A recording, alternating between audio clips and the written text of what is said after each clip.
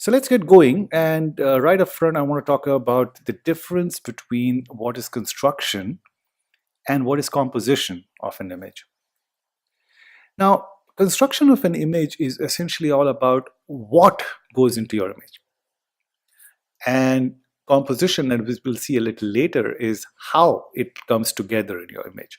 So, construction of an image can include the following elements: subject. This is the centerpiece, and when I say centerpiece, it doesn't mean it has to be in the middle of the frame, but it's the center of attraction on your image. So it could be a human element, it could be a portrait, it could be a wildlife or a macro or a nature photography.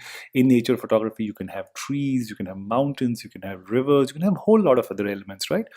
It could be a monument, it could be a building, it could be just anything that is what you're showing is a central theme in your image, and that is subject. Obviously the subject is surrounded by something around it. A part of that something is foreground, and there could be a middle ground, and there could be a background. But do understand that not all images need to have all of them together. So, the foreground, midground, and backgrounds can be used in different times to create a visually appealing image.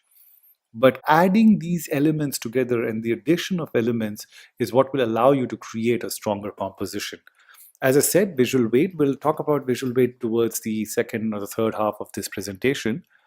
And any other element that needs to be added in your frame. So these could be things like the birds flying in the skies if you're taking landscape photography, or it could be a tree or a silhouette that you think is enhancing the appeal of your image, or any other thing. Now, the other important aspect of deciding on the construct of an image is to also decide what is that you don't want in your image. So it includes excluding things that is either cluttering your image or is taking the attention away or is just unwanted. So it's an important aspect of construction of an image to decide how your subject is going to really talk to your viewer, and what are some of the things that you need, and then what are some of the things that you don't need. Now, put together all of this: the subject, the foreground, the midground, the background, deciding how the image